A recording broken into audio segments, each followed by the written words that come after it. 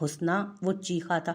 उसकी आवाज़ पर दो लोग होश में आए, हुस्ना जो नीम बेहोश सी थी और दूसरी तरफ ताराबाई से खुद को छुड़ाती मलका बेगम। वो साकित हुई, अंसर जतोई, अंसर भाई। अंसर फौरन हुस्ना की जानिब भागा था। अंसर फौरन हुस्ना की जानिब भागा। उसने अपनी बहन को गले से लगा लिया। हुस्ना मेरी बच्ची, भाई आ गया है, आंखें खोलो। हुस्ना, ओए हाथ न लगाना इसे, नहीं तो जान से मार दूंगी। ताराबाई की चिंगाड़ती आवाज़ पर अंसर फटी नसों समेत मुड़ा। उसका पलटना कयामत के मुतरादिफ हुआ था। ताराबाई चाकू की नोक ईशले एडसन की गर्दन पर रखे खड़ी थी। ईशले एडसन, हवा में अंसर जतोई की सरगोशी ने गर्दिश की। ईशले एडसन, मलका बेगम ने नीम नीली आंखों को मूंदा, आज आंसुओं को बह जाने दिया। आज ला हासिल को इतने करीब देखकर दिल खुश नहीं था। वो किस हाल में थी? मलका बेगम ने अपनी गर्दन को हरकत दी, जिसके बाइस चाकू की नोक उसकी शाहरग के करीब हुई। हल्का सा कट और बस खत्म। अंसर तो सुन था, साकिन, उसे कुछ होश नहीं। वो कहाँ है? दाएं जानिब कौन है और बाएं जानिब कौन है? वो कौन है? कुछ इल्म नहीं। अंसर, अबीर चीखा था। उसने ताराबाई को पीछे से धक्का दिया और अपने पूरे वजूद समेत वो नीचे गिरी थी। मलका बेगम इससे पहले के बेहोश होकर गिरती, अंसर ने उसे संभाला। उसके हिसार में, उस पर मुनहसिर, वो उसे देख रही थी। कितनी ही यादों ने, जुमलों ने उसके आसाब पर हमला किया था।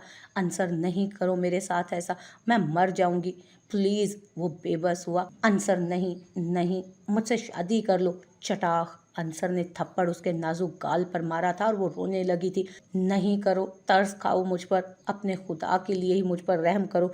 यही यही फ़र्क है तुम में और मुझ में। अंसर ने चेहरा मोड़ लिया था। मैं तुम्हारा मजहब अपना लूँगी। नहीं, प्लीज़ अंसर। वो हाथ जोड़ रही थी, मगर अंसर उस वक्त सफाक पत्थर बना हुआ था, जिस पर कोई आंसू अंसर अंदाज नहीं हुए थे। अब के हम बिछड़े तो शायद कभी ख्वाबों में मिले, जिस तरह सूखे हुए फूल किताबों में मिले। ईशले, अंसर उसकी सुर्ख नीली आंखों में देख रहा था। फातिमा, बेरब्त लफ्ज़ कहकर वो बेहोश हो गई। मैं ईशले एडसन अपने पूरे होशो हवास में इस्लाम कबूल करती हूँ, बग़ैर किसी दबाव में आए, बग़ैर किसी ज़ाती मफाद के मैं दायरा इस्लाम में दाखिल होती हूँ। उस वक्त अंसर और अबीर हॉस्पिटल में मौजूद थे। हुस्ना और मलका बेगम उस वक्त दोनों ही इमरजेंसी में मौजूद थे। अंसर, देख यार, मैंने तेरे लिए बहुत बड़ा रिस्क लिया है। ऐसे बगैर किसी टीम को इन्वॉल्व किए, बगैर सर्च वारंट के रेड डालना बहुत बड़ा खतरा है। और एक बात बताओ, ये दूसरी लड़की कौन है? मतलब तुमने तो मुझे एक ही का बताया था। अबीर ने तशवीश से उसकी जानिब देखा। सर झुकाकर बैठे अंसर ने अपना माथा मसला था। लब काट कर सर उठाया। वो उसे क्या बताता कि वो खुद तशवीश में था। उसने कभी सोचा नहीं था कि वो ईशले को कभी इस हाल में भी देखेगा। उसे तो हुस्ना का भी नहीं पता था। वक्त के खेल ही निराले हैं। अंसर, अबीर ने उसका कंधा थपथपाया। यार तुम्हारा बहुत शुक्रिया। अंसर उसके गले लग गया। उस वक्त वो कुछ बोलना नहीं चाहता था। उसकी हालत के पेश नज़र अबीर भी खामोश हो गया।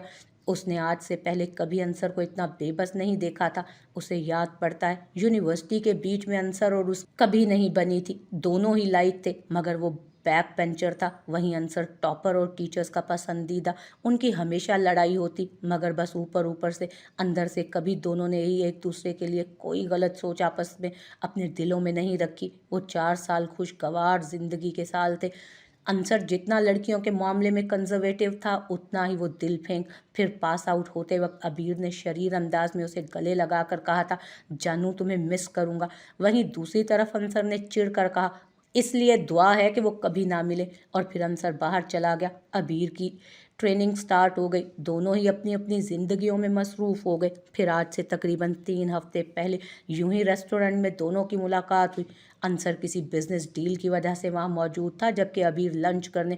जब अबीर ही की नज़र उस पर पड़ी, अंसर अपने गेस्ट से फ्री हुआ जब भारी मर्दाना आवाज़ अपने गिर्द उसे सुनाई दी थी, जानू हैंडसम हो गए हो। ये अंदाज़े तखातुब अंसर को खुशगवार हैरत हुई।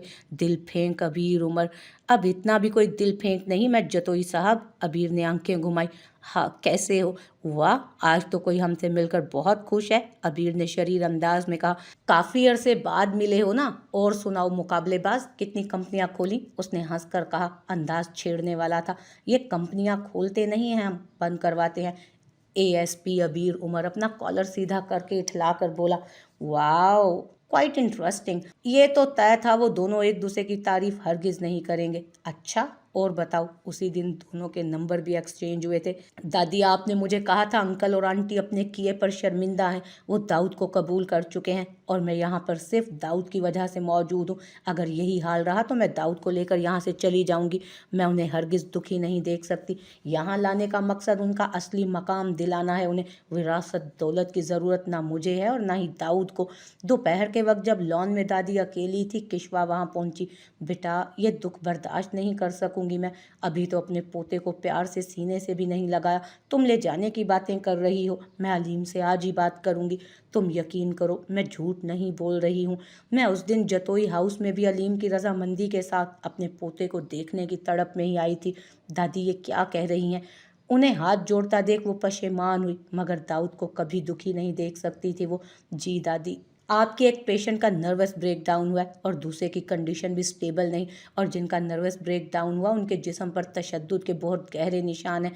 हमने ये केस सिर्फ और सिर्फ इसलिए लिया कि पुलिस आपके साथ है, नहीं तो हम ऐसे क्रिटिकल केस हैंडल नहीं किया करते। क्या हम उनसे मिल सकते हैं? अंसर ने बेताबी से पूछा। जी अभी नहीं, अभी वो इस हालत में नहीं है। डॉक्टर चली गई जबकि अंसर खुद को शिकस्त खुर्दा महसूस कर रहा था। वो उसी तरह बैठा हुआ था जब उसका फ़ोन बजा। हेलो, जी जी मैं आ रहा हूँ। अबीर यार, घर से फ़ोन था, दादी की तबीयत ख़राब हो गई है। हाँ हाँ तू जा, फिक्र मत कर, मैं इधर ही हूँ। अबीर ने उसकी पीठ पर थपकी देकर कहा। शुक्रिया यार, मैं जल्दी आ जाऊँगा। कश्यप यार, आपने मेरी ब्लू शर्ट कहाँ रख दी? नहीं मिल रही। कमरे में कदमों की आवाज़ सुन दाऊद ने मसरूफ़ अंदाज में कहा। भाई, अमन की आवाज़ पर उसने चौंक कर और पलट कर देखा था। सामने ही सुमन खड़ी अपनी उंगलियां चरखा रही थी। जी। दाऊद का चेहरा सपाट हुआ, बिल्कुल वैसा जैसा उसका दूसरों के लिए हो जाता था। भाई कैसे हैं आप? नमी में आवाज़ भीगी हुई थी। दाऊद को हैरत हुई कि उसे क्या हुआ। मैं तो ठीक हूँ, आपको क्या हुआ? मैं किसी काम के बगैर अपने भाई से नहीं मिल सकती क्या? वो जज्बाती हुई। वो अमन के मुकाबले में ज़्यादा जज्बाती थी।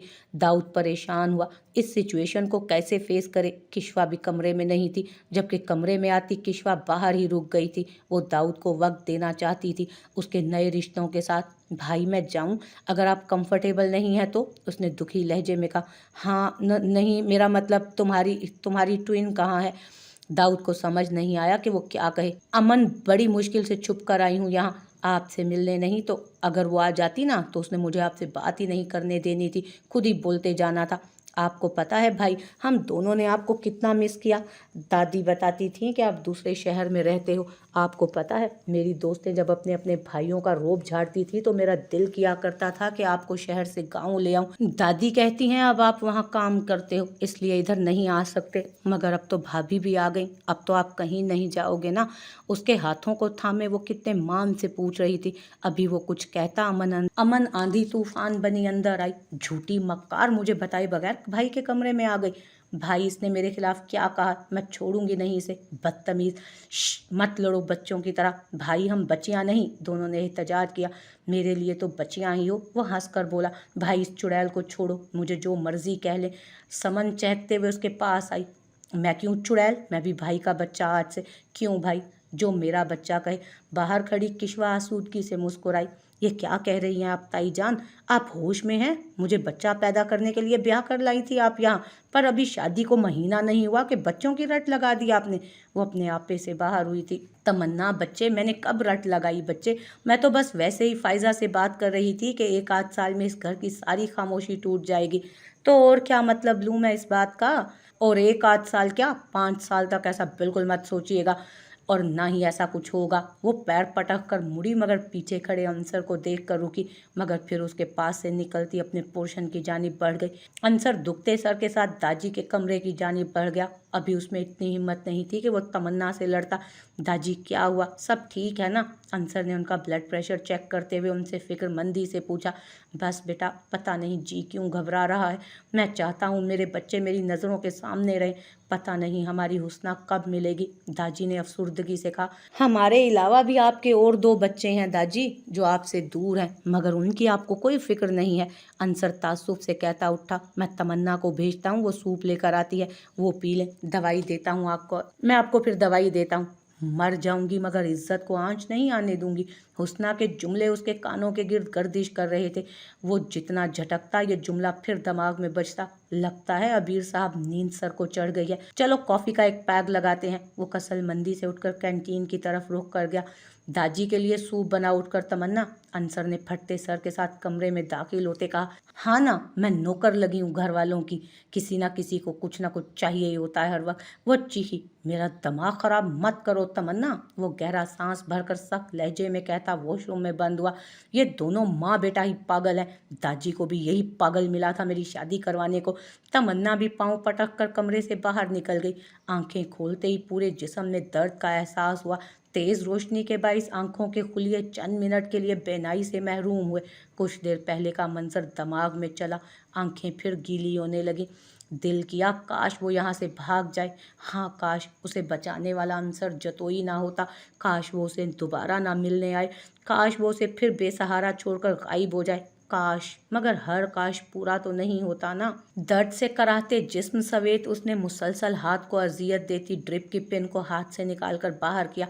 अब वो बस यहाँ से भाग जाना चाहती थी, दूर, बहुत दूर, उस हरजाई की नज़रों से, उसके सवालों से। कॉफ़ी पीकर वो वापस वार्ड में आया। जब फ़ोन बजने पर अपनी पैंट की जेब से फ़ोन निकालकर उसे अटेंड करता, वहीं वेटिंग चेयर पर बराजमान हो गया।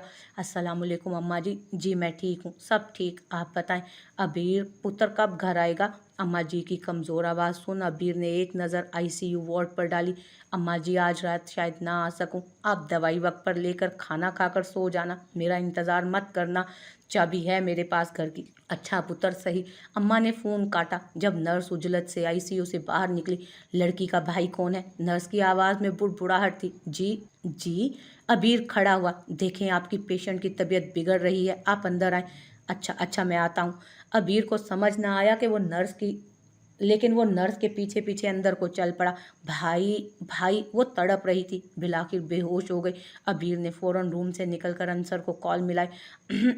कमरे में आते ही किशवा ने मसनूई खांस कर दाऊद को अपनी जानिब मुतवज्जो करने की कोशिश की, मगर वो भी उसे इग्नोर किए फ़ोन में जाने क्या देखने में मसरूफ़ था। अब के ज़रा ज़ोर से खांस कर दाऊद ने फ़ोन पर मसरूफ़ सी नज़रें गाड़ी। साइड टेबल पर रखी बॉटल उसकी जानिब बढ़ा दी। किशवा के माथे पर बल पड़े थे। ऐसा भी क्या ज़रूरी है जो मुझसे बढ़कर अहम है? दाऊद के हाथ से फ़ोन खींचा, मगर फ़ोन पर नज़र पड़ते ही कानों की लुएं तक सुर्ख पड़ी। 15 ways to impress your wife. किशवा ने लब काट कर खुद को कंपोज किया। वो इग्नोर करना चाह रही थी, मगर दाऊद तो फ़ोन से हटाए। क्या है, अब मेरे से ज़्यादा फ़ोन ज़रूरी हो गया है? नाज उठवाता अंदाज था। ज़रूरी तो था आपके मुतालिक जो था, मगर आपसे ज़्यादा ज़रूरी नहीं। उठकर उसके साथ जुड़कर बैठा था वो। दाऊद, मुझे ज़रूरी बात करनी है आपसे। किशवा ने बात घुमानी चाहिए। तो करें ना ज़रूरी बात, मैं आपकी हर बात सुनने को तैयार हूँ। मैं सीरियस हूँ, आप भी सीरियस हो जाएं दाऊद। मैं बच्चा नहीं हूँ माई वाइफ, और बहुत सीरियस भी हूँ। उसकी नाक को टिप से छू कर वो उसे साकित छोड़ता कमरे से निकल गया। किशवा को उसके ज़ूमाइनी अंदाज की समझ नहीं आई। ये क्या कह कर गए हैं और मेरी बात भी नहीं सुनी? हद है दाऊद। रैश ड्राइविंग करता अंसर हॉस्पिटल में पहुंचा था। 2 दफ़ा उसका एक्सीडेंट होने से बचा, मगर उसे हॉस्पिटल पहुंचना था, हुस्ना के पास, ईशले के पास। बहुत से सवाल दिल में दबाए। ये सवाल अब उसकी जान लेने के दर पे थे। दिमाग फटने की हद तक दर्द कर रहा था। पार्किंग में गाड़ी पार्क करते बड़े बड़े कदम लेता हॉस्पिटल में इमरजेंसी वार्ड की जानिब बढ़ गया था वो। किशवा दाऊद के पास बैठी अपनी और दाऊद की बीती जिंदगी के बारे में बता रही थी। मेरा बच्चा, अल्लाह तुम्हें सलामत रखे, हमारे बच्चे को रुकने से बचा लिया। दादी उसके वारी सदके हुई थी। उन्हें हीरे की पहचान थी और किशवा हीरा ही थी। कुछ दूरी मुनज़्ज़ा बेगम भी बैठी थी। उन्हें शदीद दुख ने घेर लिया। आंसू बेलगाम हुए तो वो उठकर किशवा के सामने आती हाथ जोड़ गई। अगर दाऊद ने अच्छी ज़िंदगी नहीं गुजारी तो कम दुख उनके हिस्से में भी नहीं आए। किशवा ने उनके हाथ थाम लिए। आंटी, मैं कौन होती हूँ माफ़ करने वाली? महरूमियाँ तो दाऊद के हिस्से में आई हैं। मुझे माफ़ कर दो बेटा, तुम कहोगी तो वो मुझे माफ़ कर देगा। मैंने देखा है, वो तुमसे बहुत मोहब्बत करता है, तुम्हारी बात नहीं टालेगा। मोहब्बत? दाऊद के चंद मिनट पहले की हरकत आंखों के सामने आई तो वो लाल गालों समेत नजरें चुरा गई। जी, दाऊद ने खुश होकर अपनी बीवी को देखा। अच्छा बेटा, ये देखो, ये तुम्हारी फुफ्फो का है। जब दाऊद पैदा हुआ था तो मैंने उसे दिया था। दाऊद को वो सोने का हार दिखा रही थी जिसे किशवा अपनी फुफ्फो और दाऊद की वाबस्तगी के सबब इश्तियाक से देख रही थी।